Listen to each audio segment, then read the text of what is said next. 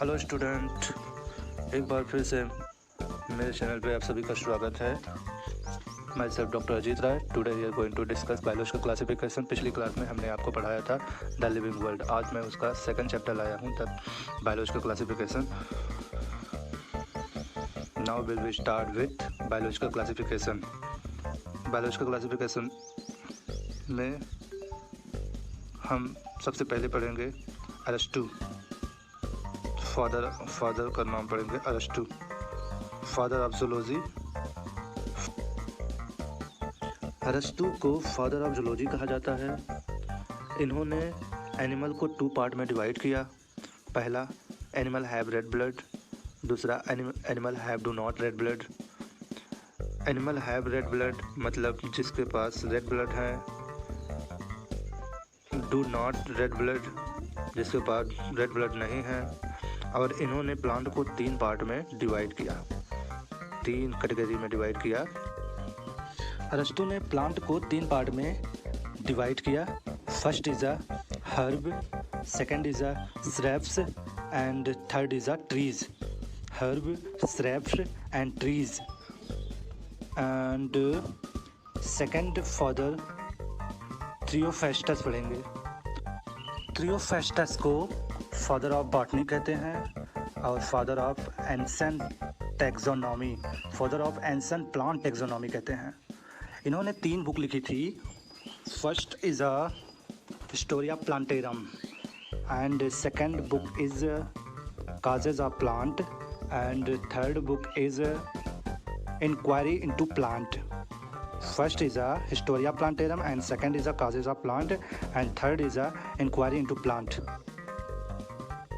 Historia Plantarum botany का first book लिखी गई थी। हिस्टोरिया प्लांटेरम बॉटनी का फर्स्ट बुक है जो लिखी गई थी। और थियोफेस्टस ने सबसे पहले प्रपोज किया था annual, biennial, perennial. And annual का मतलब जो प्लांट लाइफ साइकिल को एक सीज़न में, एक ग्रोइंग सीज़न में कंप्लीट करे। जो प्लांट लाइफ साइकिल एक ग्रोइंग सीज़न में कंप्लीट करे। जो एंड बाइनियल को जो लाइफ साइकिल 2 ग्रोइंग सीज़न में कंप्लीट करे, कॉल्ड बाइनियल। एंड पेरेनियल को जो ग्रोइंग सीजन जो लाइफ साइकिल जो अपनी लाइफ साइकिल मोर ग्रोइंग सीजन में कंप्लीट करे उसे पेरेनियल कहते हैं। एंड इन्होंने प्लांट को 4 पार्ट में डिवाइड किया। प्लांट को 4 कैटेगरीज में डिवाइड किया। First is a herb and second is a shrubs and third is a under shrubs and fourth is a trees. Herb, shrubs, under shrubs and trees. And third scientist का नाम हम पढ़ेंगे father कैलोरस Linnaeus. Third father पढ़ेंगे कैलोरस Linnaeus, scientist कैलोरस Linnaeus. कैलोरस Linnaeus को father of plant taxonomy कहा जाता है और फादर ऑफ एनिमल टैक्सोनॉमी कहा जाता है। Binomial culture, classification of system. Carolus Linnaeus ने 5 बुक लिखी। पहला हॉर्टस अपेंडिका, दूसरा फर्स्ट इज अ हॉर्टस अपेंडिकल and second is a Philosophia Botanica and third is a Species Plantarum and fourth is a Genera Plantarum and 5 is a Systema Naturae. Philosophia Botanica में इस book में बताया था principle of nomenclature. Species Plantarum में इसके अंदर scientific name, plant के scientific name बताया गया था। कुछ बुक में दिया है 4000 स्पीसीज प्लांट के 4000 स्पीसीज डिस्क्राइब किया, लेकिन आप याद रखना 6000 स्पीसीज डिस्क्राइब किया। दोनों याद रखना। वैसे जेनेरा प्लांटेरम के अंदर पूरा प्लांट किंगडम बताया गया, detail description of the plant kingdom. Systema Naturae के अंदर सारे साइंटिफिक, सिस्टमा नेचुरी में एनिमल के सारे साइंटिफिक नेम बताए गए हैं। Detail description and animal kingdom, outline classification of plant kingdom. सारे साइंटिस्ट नेम मतलब साइंटिफिक नेम बताए गए, एनिमल के सारे साइंटिफिक नेम बताए गए, डिटेल डिस्क्रिप्शन और एनिमल किंगडम भी, outline classification of plant kingdom दिए गए। प्लांट को टू किंगडम क्लासिफिकेशन में डिवाइड किया। प्लांट को कैलोरस लिनियस ने प्लांट को 2 किंगडम क्लासिफिकेशन में डिवाइड किया।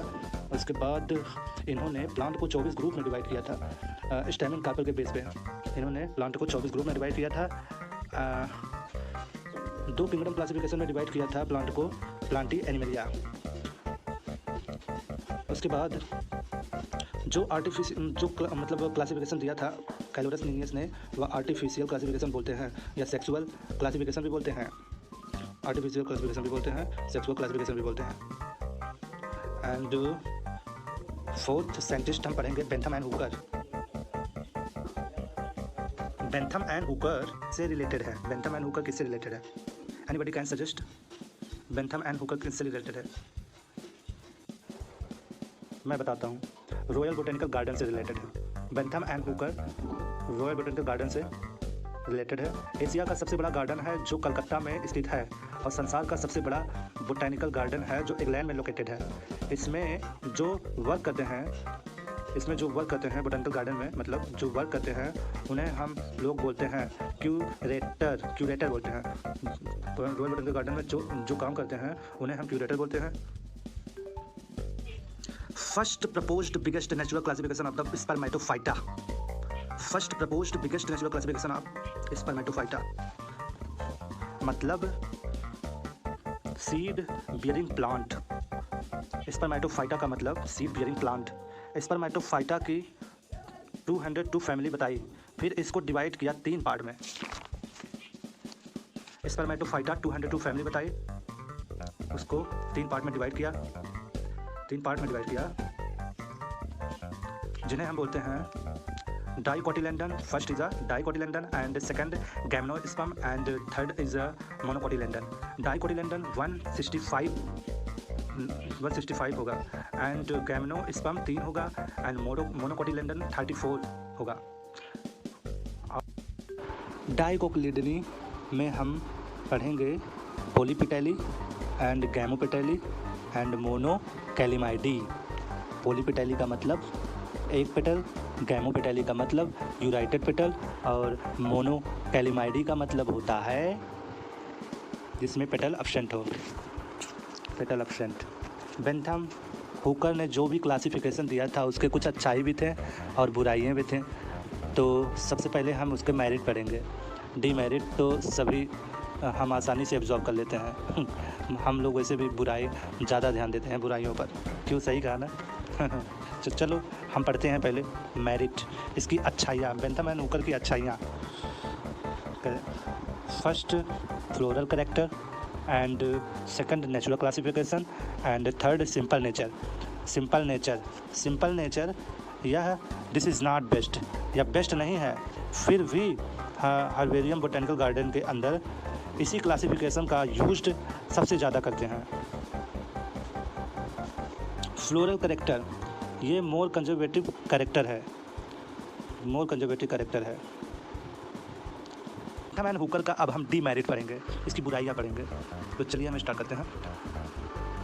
डीमेरिट में फाइलोजेनी को इसने कंसीडर नहीं की। गैम्नोस्पर्म को डाइकॉट मोनोकॉट के बीच में डाल दिया इसने। गैम्नोस्पर्म को इसने डाइकॉट एंड मोनोकॉट के बीच में डाल दिया, तो इसकी फाइलोजेनी कंसीडर नहीं किया, इसीलिए इसकी फाइलोजेनी कंसीडर नहीं किया, क्योंकि पहले गैम्नोस्पर्म आएगा, फिर डाइकॉट, फिर मोनोकॉट आएगा। पहले गैम्नोस्पर्म, फिर डाइकॉट, फिर मोनोकॉट आएगा। इसी प्रकार की वीडियो पाने के लिए हमारे चैनल को सब्सक्राइब करना। तो चलिए हम नेक्स्ट वीडियो में आपसे फिर मिलेंगे। जय हिंद, वंदे मातरम।